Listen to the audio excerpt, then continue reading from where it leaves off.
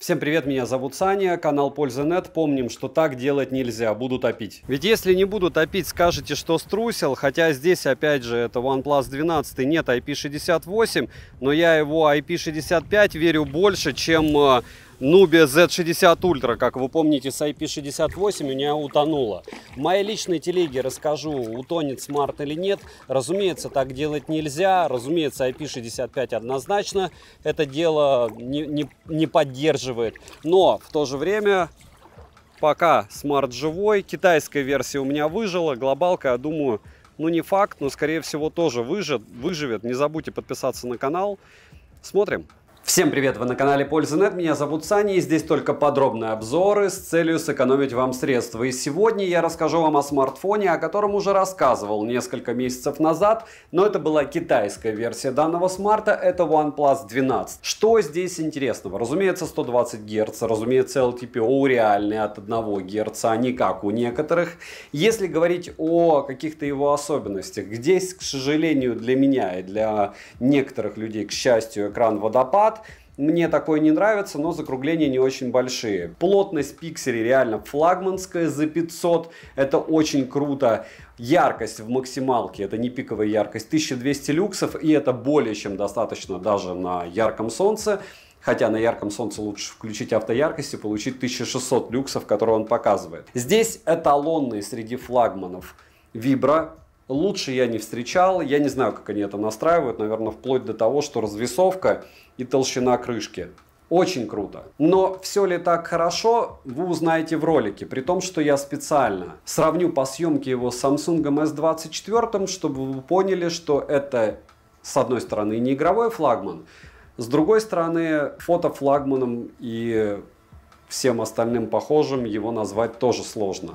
Смотрим. Распаковка. Поставляется данная модель в минималистичной упаковке из плотного картона. Выглядит она так же, как упаковка в китайской версии. На ней есть название. Упаковка хорошая. В комплекте мы имеем краткое руководство, наклейка, сам смартфон с наклеенной защитной пленкой, фирменный кабель для зарядки с USB-A на Type-C и ключ для извлечения прорезиненного слота под 2 нано-сим-карты. Чехла нет, как и нет блока питания. Может быть разная комплектация. Допустим, на той же Алишке вы можете выбрать с 100-ваттной зарядкой. Хотя я специально докупил зарядку на 160 Вт и все. Габариты смартфона 164 на 76 на 9,3 мм без блока камер. Вес 219 граммов. Розыгрыши море. Читаем описание, какие сейчас актуальны. Постоянно это 5 Mi Band 8 серии. Разыгрывается за лайк, подписку и комментарий к любому видео ежемесячно. Со следующего месяца буду просто раз в месяц смартфон разыгрывать. Подписывайтесь с колоколом. Перейдем же к смартфону. Полетели. На официальном сайте OnePlus 12 Global доступен в черной и зеленой расцветке. Эргономика смартфона неплохая. В руке лежит смарт-комфортно. Пользоваться одной рукой можно, но не всегда удобно. Все зависит от вашего размера ладони. Внешний смартфон такой же, как и китайская версия, да и в целом по железу и другим параметрам эти две версии особо не отличаются. В черной расцветке тыльная часть имеет софт-тач покрытие, а в зеленой расцветке принт мрамора. Собран смартфон отлично. Тыльная часть выполнена из стекла и рамки из алюминия. Многие могут рассказывать про щель между корпусом и накладкой под блок камер. Если присматриваться, то ее в принципе можно найти. Но по мне это дело не критично, особенно учитывая, что ни на что это не влияет. Тыльная часть из стекла, рамки алюминиевые. К сожалению, смартфон не имеет официальную влагозащиту по стандарту IP67 или IP68, только IP65. Китайскую версию я топил, можете посмотреть в ролике на канале. OnePlus 12 выжил, что безумно радует, но с подобной защитой я бы не советовал окунать смартфон в воду. Далее, на корпусе расположили кнопку питания, качели регулировки громкости, разъем USB Type-C OTG версии 3.2 Gen 1, механический переключатель режимов звука, что стандартно для флагманов от OnePlus, и это классно, что они от этого не отошли, как, допустим, те же яблочники. 2 микрофона и динамики с поддержкой Dolby Atmos и функцией пространственного звука. Плюс в настройках можно выбрать профиль сценария или профиль среды. Если звук я бы не назвал топовым, но в целом хорошим, учитывая стоимость, то вибромотор отличный, эталонный. Он имеет поддержку технологии O-Haptics и возможность настройки. Возможно, вибра данного смарта откалибрована относительно его веса, и поэтому те же флагманы из разряда там Xiaomi 14 Ultra, который много весит, просто не может так раскачаться. Плюс развесовка удобная. Если говорить, кстати, про звук, то здесь есть легкий перекос на нижний динамик, и то не по перекос по мощности звука, а по направленности. Ты ощущаешь не стерео, а псевдостерео. То есть очень-очень близко к стерео. ИК-порт в наличии, за что плюс, а вот мини-джека нет. Летим дальше. Смартфон оснащен 10-битным AMOLED Pro XDR LTPO дисплеем на 6,82 дюйма с разрешением 3168 на 1440 пикселей. Плотность пикселей 510 ppi, закругленные края, небольшие рамки и защита Corning Gorilla Glass Victus 2. И да, повторяю, что в закругленных краях меня лично раздражает искажение. Кто-то их не видит, народ пишет, я вот привыкаю. Вчера на прожарке стрима делали опрос, и 60% все-таки выступили за прямые грани, а 5% спросило про какой-то смартфон и вообще кто я. То есть в целом люди за прямые грани, а не за водопады. Частота обновления экрана динамическая от 1 до 120 Гц, притом 1 Гц он показывает. Тест на частоту дискретизации касаний выдал средний результат, мультитач на борту, и на 10 касаний экран откликается неплохо и довольно быстро. Имеется поддержка Dolby Vision, HLG, HDR Vivid и HDR, а цветовой охват 100% DCI-P3. Максимальная яркость по заявлению производителя 1600 нит, а локальная пиковая яркость 4500 нит. По моим тестам экран максималки выдает 1100-1200 люксов, а на пике 1700-1800. Автоматическая регулировка яркости на борту, и работает она корректно. Полноценные настраиваемые Always On Display в наличии, а показатели шима выше 15% не поднимаются, что хороший результат, но я бы не сказал, что великолепный, потому что относительно других флагманов, опять же, недавно я гонял 14 Ультра, там шим был намного лучше, до 10%. Далее, разблокировать экран можно при помощи сканера отпечатков пальцев, внедренного в экран, и расположен он, как по заявлению самого же производителя, дорого, высоко. Распознавание лиц и стандартными способами разблокировки. Сканер отпечатков пальцев отрабатывает хорошо и довольно быстро. Завести можно до 5 отпечатков пальцев, ко всему один и тот же отпечаток завести нельзя. Распознавание лица срабатывает корректно и даже под углом, но внести биометрические данные можно только одного лица. Далее, процессор установлен Qualcomm Snapdragon 8 Gen 3 с техпроцессом 4 нанометра и 8 ядрами. Максимальная частота у него 3,3 ГГц, графический процессор Adreno 750, оперативная память LPDDR5X и доступна на выбор 12 и 16 ГБ. Внутренняя память UFS 4.0 на выбор 256 ГБ и 512 ГБ. Напоминаю, что в китайской версии есть конфигурация, где 24 ГБ ОЗУ и 1 ТБ ПЗУ. Интерфейс Oxygen OS 14 на базе Android 14 версии, кислород наш любимый, имеется поддержка Wi-Fi 7 серии, поддержка 5G сетей, 4G сетей и, разумеется, ниже. Для 4G Band 7 и 20 в наличии, также есть поддержка eSIM, функции VO LTE, VO Wi-Fi. И напоминаю, что если у вас китайская версия данного смартфона, если вы даже его перешьете, агрегации частот у вас не появятся, бенды не появятся, и, разумеется, у вас не появится eSIM, потому что это все-таки чип. Датчик приближения отрабатывает без нареканий, Bluetooth чип установлен в версии 5.4, а список Bluetooth кодеков вы можете наблюдать на экране. В общем, все необходимые на борту, и ничего не поменялось. Для бесконтактной оплаты есть встроенный NFC-модуль, на данный момент можно установить MirPay и оплачивать покупки спокойненько. GPS-тест показывает, опять же, стандартные 3 метра для Qualcomm, емкость аккумулятора 5400 мАч. В PC-марке OnePlus 12 выдал 6 часов 51 минуту на 100% яркости при максимальном разрешении и максимальной герцовке, а Work Performance 12765 баллов. Притом, по факту, если его тестировать в играх и тестировать его в реальных условиях, он живет реально очень долго. Смартфон поддерживает быструю зарядку до 100 Вт, беспроводную зарядку до 50 и реверсивную. Смарт заряжался от 0 до сотки за 28 минут, что довольно быстро. Но если вы будете не оригинальной зарядкой заряжать, то за 20 минут он у вас зарядится только на 22%, а полностью нужно будет заряжать 1 час 20 минут. При том, что если вы возьмете оригинальную зарядку, у меня была зарядка от OnePlus на 160 Вт, за 9 минут он дает 33%, за 14 56%, за 16 60% и за 20 минут 70%. Спокойненько вы его можете зарядить полностью за 35-37 минут, когда как. Притом на последнем проценте при разрядке он у меня выдал в тротлинг-тесте, тесте планировщика, 27 минут. То есть с 1% до нуля. Это нереально круто. А запустился при подключении к зарядке, в отличие от Asus ROG Phone 8 Pro, который может и 8 минут, и 10 минут сидеть на нуле и вам ничего не показывать на экране. Буквально за минуту. Через минуту я уже видел экран. Быстрее только Honor Magic 6 Pro активировал экран буквально через 20 секунд после подкидывания зарядки. При просмотре видео на YouTube со смартфона у меня тратится примерно 4% заряда, а за час в играх уходит на максимальной яркости. В PUBG New State мы гоняли его, получалось 15%, но там он сбрасывал яркость, и помимо этого еще FPS 90 он не держал вообще никак. Яркость яркость он сбрасывал не критично, до 600 люксов это нормально. Если говорить про Genshin Impact, то он будет уже поедать значительно больше. Там проскакивают лаги, 60 FPS он не держит, в течение 20 минут мы его гоняли. Примерно он будет поедать 25-30% в том же Genshin. С китайской версии они допилили что-то, и он теперь играбелен, но игровым его точно не назвать. На 99,9 в периоде это не игровой смартфон. Поиграть полчаса сможете, особенно на средних настройках графики. Главное не хотеть от него слишком многого. Притом тестировал я его во всех видах игровых режимов. Можете, еще раз повторяю, посмотреть на прожарки. Перейдем же к тестам. Тротлинг-тест он проходит 289 гипсов минимально, максимально 498 гипсов и в среднем 327 гипс на 100 потоках при 60 минутах. В Geekbench в сингл-коре 958, в мультикоре 4854, GPU скоре 13627, 3D Mark показал SolarBase 8577, SolarBase стресс-тест 8490, Wildlife максимум, Wildlife стресс-тест 16137, Wildlife Extreme стресс-тест 4654, Slingshot Extreme и Slingshot на максимуме. Вантуту выдал результат в 1 880 000 баллов. Притом при 3 прогонах он практически его не скидывал, этот результат. А самое приятное, мало того, что он не скидывал результат, вы можете обратить внимание, что он практически не сбрасывал яркость. Потому что тот же 14 Ультра на том же процессоре сбросил ее меньше, чем до 400 люксов после первого же прогона. В общем, OnePlus реально допилили для реального использования. Плюсом в карму, и они очень-очень-очень крутые, я не ожидал. С другой стороны, Storage тест показывает очень скромные для данного типа памяти 165 тысяч. Но, возвращаясь ко всему, что я сказал выше, этот смартфон, в отличие от Xiaomi 14 Ultra, у меня не перегревался и камера у него не глючила. Плюс этот смарт не перегревается при съемке в 4К 60 FPS. Также на стриме мы его гоняли, где-то 15% в час он поедал у нас. Переходим к камерам. Основной сенсор Sony LYT 808 на 50 мегапикселей с апертурой 1.6, оптической стабилизацией, фокусным расстоянием в 23 мм, углом обзора 85 градусов, автофокусировкой и максимальным разрешением для видеосъемки 8К 24 FPS, 4К 60 FPS также на борту. Далее есть сверхширик Sony IMX 581 на 48 мегапикселей с углом обзора в 114 градусов, апертурой 2.2, автофокусом и макросъемкой с фокусным расстоянием в 3,5 см. Последний сенсор — это телеобъектив с перископом OmniVision OV64B на 64 мегапикселя с апертурой 2.6, углом обзора в 33 градуса, автофокусировка, оптическая стабилизация и оптическим зумированием. Фронтальный сенсор IMX 615 на 32 мегапикселя с апертурой 2.4, углом обзора в 90 градусов, фокусным расстоянием в 21 мм и электронной стабилизацией. Максимальное разрешение для съемки видео фронталки 4К 30 FPS. Отмечу, что здесь даже нет 1080p 60 FPS на фронталку, и это прям овер плохо. Короткие примеры и сравнения, как всегда, вы сейчас увидите. Повторяюсь, что особо камера не поменялась. Можете посмотреть еще и обзор китайской версии, чтобы ощутить всю глубину глубины. И не забываем скачивать, конечно же, исходники отовсюду.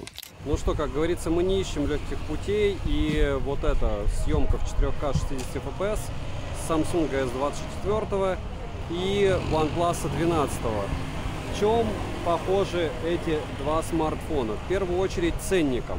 То есть они плюс-минус одинаковые. Насколько хорошо они отрабатывают, вы сейчас видите. Единственное, что меня интересует, как всегда, это наш любимый конь. И понятия не имею, как это все вы сейчас видите, но то, что я вижу сейчас сам, это то, что S24 однозначно выигрывает. Камеры протерты, притом несколько раз. Попытка понять, почему OnePlus, так, это уже глобальная версия, ловит больше зайцев. Но это к вопросу о оптике. Как мне говорят, проверяй отдельно оптику. Зачем ее проверять, когда все видно и так? То есть вот и искажения, и цвета. Но с цветами, кстати, паритет. У одного перекручено, у другого недокручено. Не, все-таки в Самсе больше перекручено намного, чем у OnePlus недокручено. И давайте ближние объекты. Фокусировочка. И, разумеется, плюс в том, что в чем правильно, потому что у меня все это дело плюс-минус одинаково всегда. В одном и том же месте вы можете посмотреть X6 максимум на OnePlus и X10 максимум зумирования на Samsung. Притом на Samsung, как всегда, шумок моря. И непонятно даже кто... Нет, Samsung выигрывает все-таки. Если говорить откровенно, даже... Опа, а что у него с фокусом на X6? Вот это вот беда. Я вообще ничего не делаю. Посмотрите, что Samsung творит. Ха. Такого я не замечал, надо посмотреть как-нибудь. На ультраширик не перейти, ультраширик сейчас покажу. Теперь ультраширик, 4К 60 FPS. Здесь особо лучше не разглагольствовать, потому что... Ладно, скажу прямо, шакальный ультраширик на OnePlus, что это такое вообще? Телевики X3 на свет, а вот здесь вот, ну-ка, интересная история. В X3 мне больше яблоко нравится. Ой, OnePlus точнее. Может, я где-то не прав? Но прям... Это вот тема риэлмевская тема, сейчас вы мне скажете, да? Что они взялись за телевики, и поэтому у них все довольно неплохо.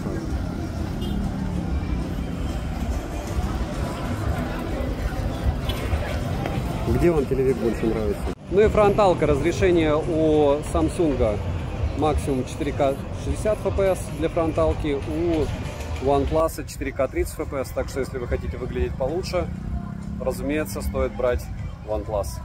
Считайте встроенный фильтр. 4К 60 FPS, съемка с двух рук, ночь в движении, и это два смарта, уже вам известные. Для интереса 4К 30 FPS, тоже движение, тоже основные модули, но можно переходить на ультраширик. На OnePlus лучше этого не делать ночью. Обсуждали, что его допилили. Относительно китайской версии чаще такое не бывает, и смартфоны не допиливают. Но самое главное для вас это пример, насколько хорошо L1 2 смартфон снимает. Съемка в лифте и, не знаю, по мне Samsung и здесь побеждает, но не факт. Опять же, вам, наверное, виднее сейчас, что получше, что нет. И тот, и другой снимают довольно достойно, и в целом после вчерашнего 3-часового стрима OnePlus мне нравится больше. Мы помним, что дневные сравнения, они плюс-минус одинаковые.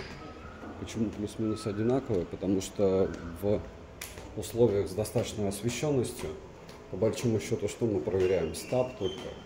И все остальное и так отрабатывает довольно быстро и хорошо. И мало можно найти смартов, в которых дневная съемка будет негативной. Что-то как-то у меня в руках больше Samsung, по-моему, трясется. А так в целом съемка паритет. Нет, не паритет, Samsung лучше. Вот посмотрите на зелень. Вот если будете какие-то бытовые вопросы снимать, смотрите, как со светом работает. И не резкое изменение освещения. Говорю, все днем работает классно. Так, к слову, мне таможенку надо платить за эти две посылочки. И немного съемки днем. Я не знаю, вытянул ли я сегодня стрим на Realme 12 Pro. Но вот так вы сможете снимать себя на эти фронталки. И давайте 4К 60 FPS. Еще чуть-чуть движение. Не люблю днем снимать, смысла особо не вижу. Обзор одним кадром делаю. А вот эти такие сравнения, ну, всегда плюс-минус одинаково. За $300 возьмешь смартфон и днем будешь снимать, и плюс-минус то же самое будет. Конечно, можно, ну, вот здесь смотреть, допустим. По мне, хотя Илюха вчера сказал на стриме, что Samsung не выкручивает, выкручивает Samsung цвета. Опять же, мой взгляд такой. Может, они здесь слишком насыщенные. Ну что, пусть война фронталок начнется. Смотрите, 3 фотки с Hasselblad нашего OnePlus и 3 фотки с Samsung. Это ради интереса, вот если вы будете фотографировать нон-стопом, где и сколько удачных будет и что будет лучше. Вот здесь одна у нас неудачная против света. У OnePlus нет такой. Нет, вот 2 неудачных. Это получается у нас... Самая, наверное, удачная у OnePlus здесь. Обращаем внимание, как он вырезал. вырезал, в принципе, неплохо, только ухо чуть-чуть обрезал. Самое удачное у Samsung, наверное, здесь. Ухо он не обрезал, но оно в каком-то блере. Здесь он сгладил. Здесь против света он отработал хуже, мне кажется, чем вот на этой фотографии OnePlus. То есть, по большому счету, фронталки отрабатывают плюс-минус одинаково. Хотя по цвету сумки, я бы сказал, что контраст он накидывает. Но не сильно. Единственное, OnePlus вырезает не фонтанно, но и Samsung здесь не оказался супер лучшим. Ну что, здесь у нас уже сравнение более серьезное. 23 миллиметра, апертура 1.6. И у меня было первое ощущение, как будто OnePlus слил по полной программе по фотографиям. Но сейчас я вам скажу, что нет. То есть, по большому счету, если обратить внимание, допустим, на лица, посмотрите, у Samsung вообще все плохо. Если обращать внимание на коня, что у нас здесь?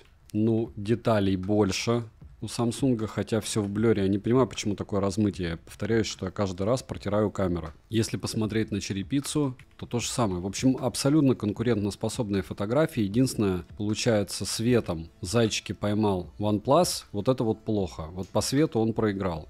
По всему остальному, если не паритет, то какие-то моменты он даже выиграл. Так, ну с ультрашириком какая-то у OnePlus тоже лабутень. Мне кажется, дело в стеклах. С одной стороны. С другой стороны, обратите внимание, у Samsung вообще белена. То есть вот эта фотография на ультраширик по фото OnePlus уделывает Sams. Что бы я в конце не говорил, по фото итого ультраширик да, основа может быть где-то. Выигрывает один, выигрывает другой. Но если обратить внимание, ладно, на шумы на дереве, здесь тоже Samsung ничего такого не вытягивает. Ничего. По дереву паритет, по остальным моментам у Samsung все плохо. 69 миллиметров, здесь у нас 70 миллиметров.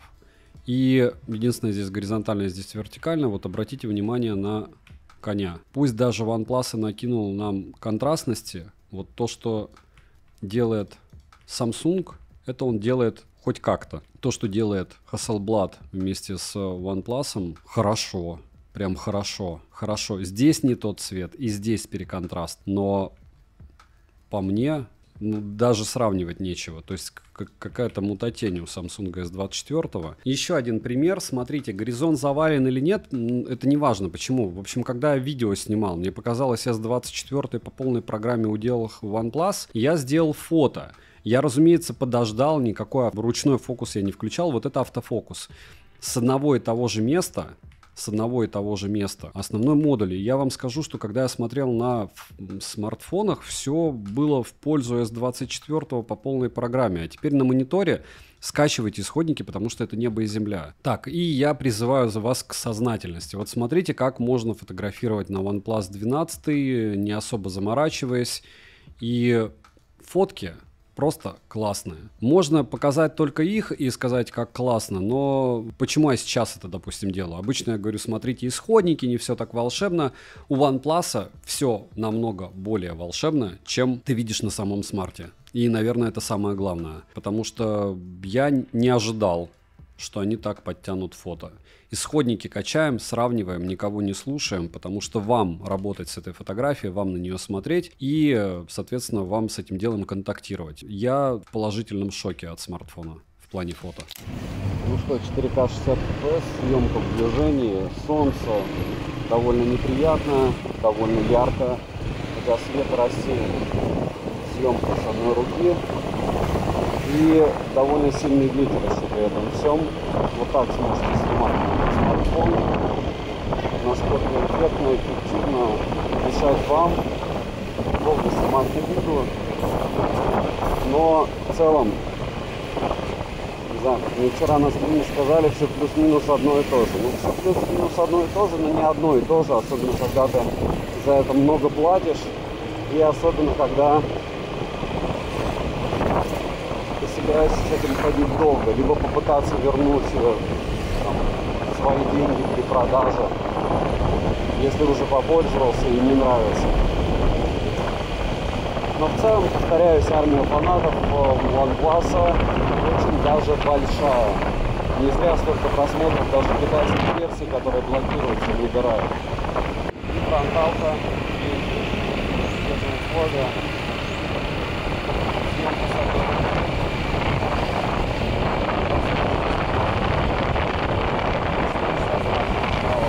Ну что, все равно 7 минут уже стою на перекрестке. Проверим иксы. 6.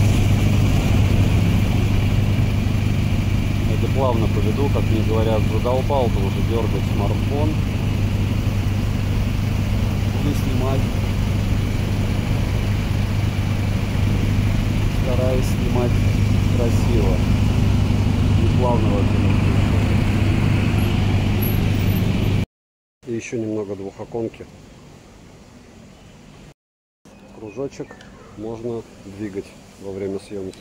Минусы: нет мини-джека, нет возможности расширить внутреннюю память, вставив microSD. От меня отдельный минус, что нет мне 90 FPS в PUBG стабильные. Помимо этого, комплект вот этот рандом без зарядки. Как можно такой смарт без зарядки продавать? Это неправильно, как минимум. И глобальный ценник. В долларовом эквиваленте, конечно, он не особо дико убивает. Если у вас какой-нибудь OnePlus 9R T, лучше еще на нем чуть-чуть посидеть. Цену можете посмотреть по ссылке в описании к видео. Не забудьте подписаться на телеграм-канал скидок взаимопомощи, мой личный телеграм-канал по ссылкам в описании. Надеюсь, во время большой китайской распродажи ценники на этот смарт просядут, плюс будут промокоды, как обещают OnePlus. Если говорить про, допустим, мое отношение к бренду OnePlus, это эталон операционной системы, эталон Vibra и эталон того, как должна вообще работать эта операционная система на Android. Если говорить про недостатки, которых, как всегда, много, нет официальной защиты от влаги IP68, и китайские версии OnePlus они могут блокироваться,